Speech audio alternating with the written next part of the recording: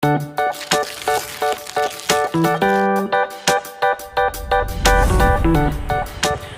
day, BSED1D. In this video, we will talk about surface water, lakes, and reservoir. By the way, we are group number 1, and I am Louie C. Adesas, your host for today. Let us all watch, learn, and enjoy. But before we finally proceed to our lesson, let's pray first, and to be followed by an energizer to keep us alive, motivated, and engaged in our lesson.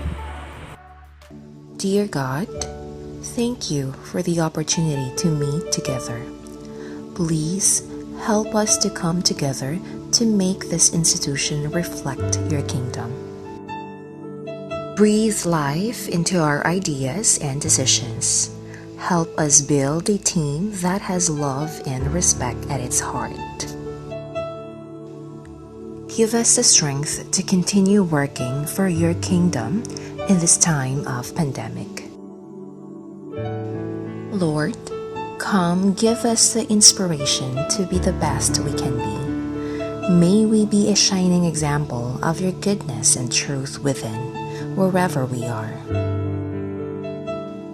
Inspire our thoughts, discussions, and ideas, and continue to remind us that all that we do here today, all that we accomplish, is for the pursuit of truth for the greater glory of you.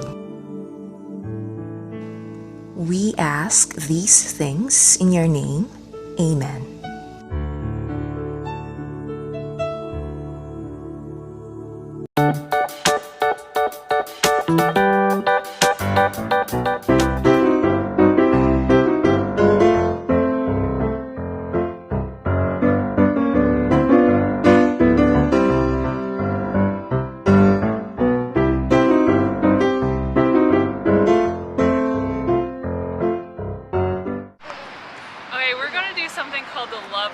Which is the universal way of saying thank you.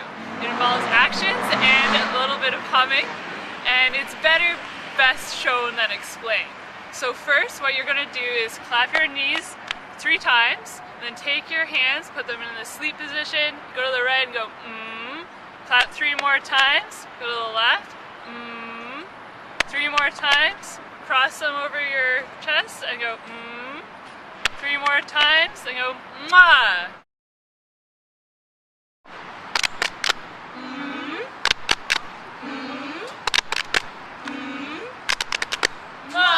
Thanks for watching!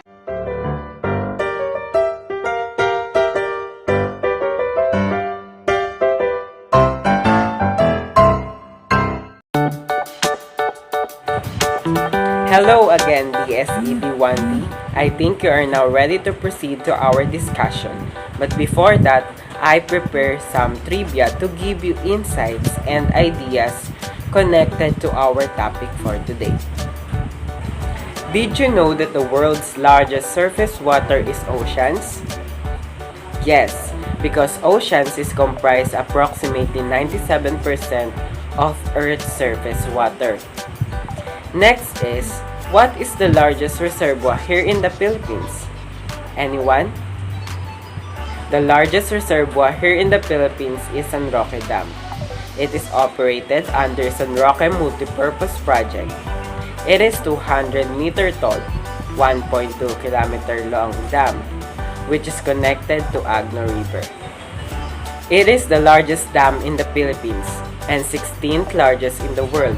It spans the municipalities of San Manuel and San Nicolas, Pangasinan, nearly 200 kilometers north of Metro Manila. So now, it's time to know our reporters. First, we have Miss Judy Ann Catalon to explain surface water. And to give us examples, we have Miss Ellaine Margareth Bagaoisan. Third reporter, to give us knowledge about lakes, we have Miss Jonalyn Bernardo.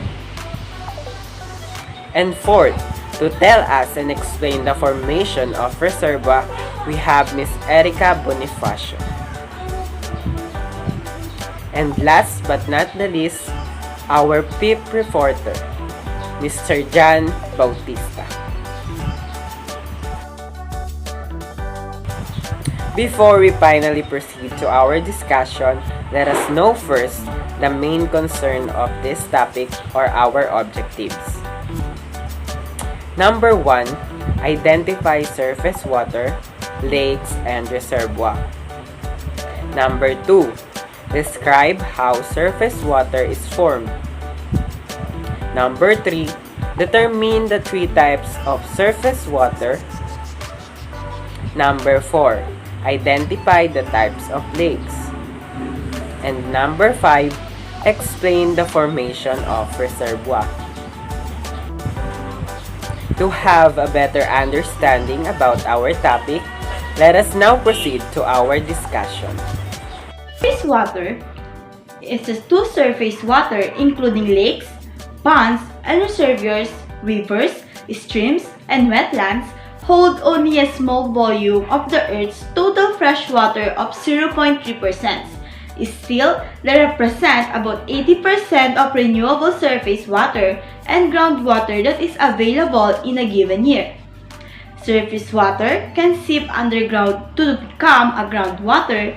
Groundwater can surface on land to refresh surface water. Springs are formed in these locations. So now, let us move on to types of surface water. So what is the types of surface water? First is the perennial surface water. It persists throughout the year and it is the perennialish with the groundwater when there is a little precipitations. So next, the ephemeral surface water exists for only part of the year. Ephemeral surface water includes small creeks, lagoons, and water holes. And the last types of surface water is the man-made surface water. It is found in artificial structures such as dams and constructed waterlands or wetlands. Surface water is any body of water found on the Earth's surface, including both salt water in ocean, fresh water in rivers, streams, and lakes. A body of surface water can persist all year long or for only part of the year. Did you know that the surface water is a key component to the hydraulic cycle or the water cycle, which involve the movements of water to and from Earth's surface? Let's find out why the ocean, lakes, streams, and the rivers are the examples of surface water. Surface water is the water located on the top of the Earth's surface, such as rivers, creeks, and wetlands. This water may also be referred to as blue water.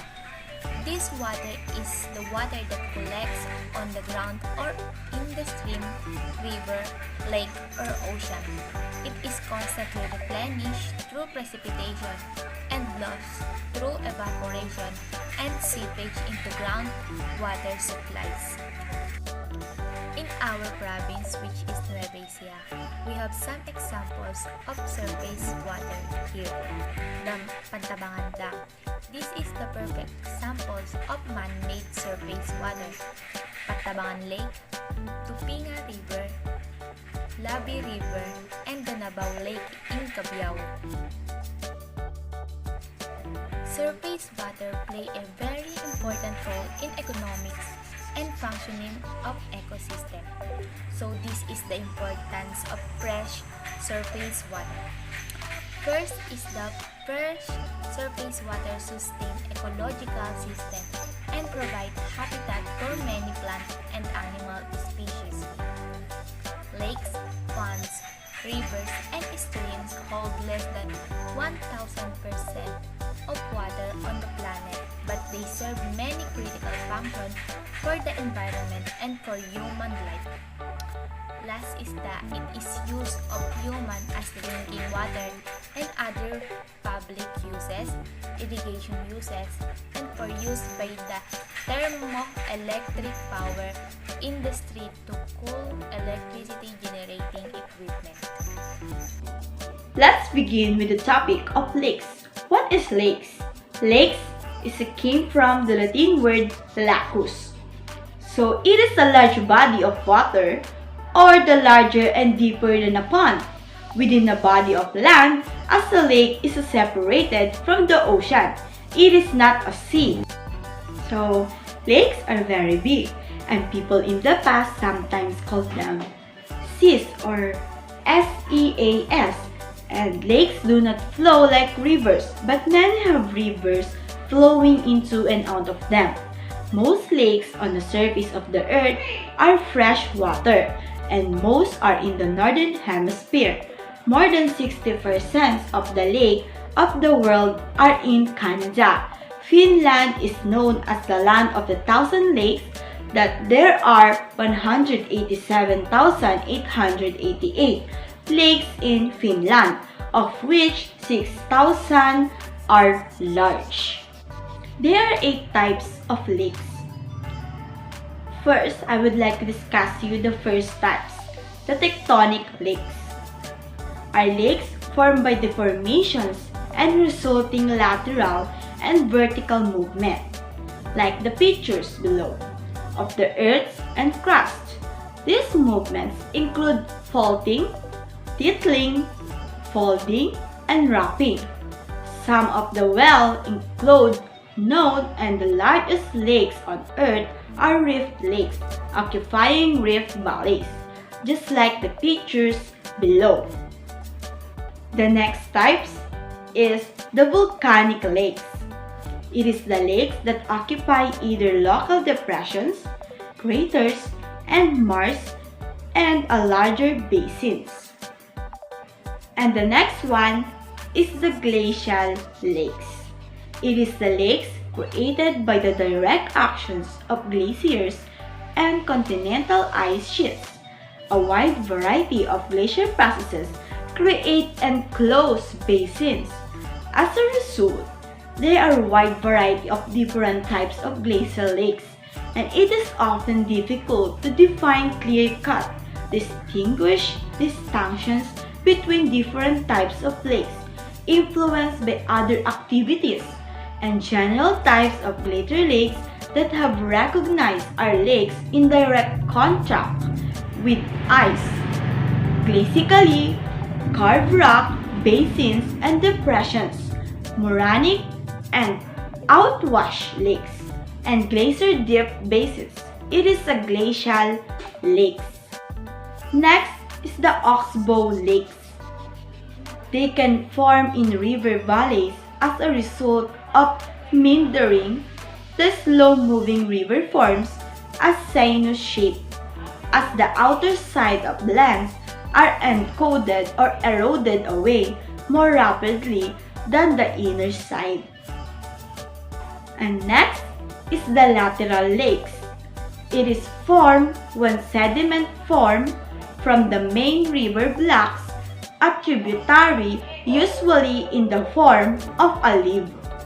In solution lakes, it is a lake occupying a basin formed by surface dissolutions of bedrock in areas underlain by soluble bedrock, its solution by precipitation and perchlorine water commonly produce cavities. These cavities frequently collapse to form sinkholes that form part of the local crust topography, where groundwater lies near the ground's surface. A sinkhole will be filled with water as a solution lake. So, the last types of lakes is the landslide lakes.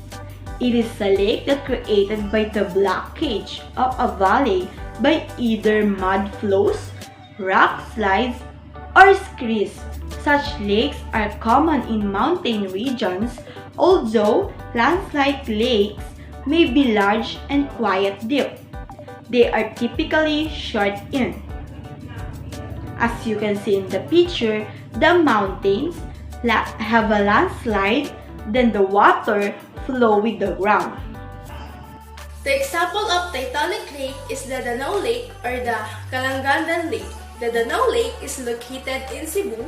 It is the largest lake in the Visayas, where the Kalangandan Lake is located in the Pantarlanao del Norte. The example of volcanic lake is the Taal Lake or Taal Volcano. It is lake filled 15 times 20 km wide. Talisay Caldera is a beautiful caldera volcano. The example of glacial lake is the Katora and Jokul Sirlon.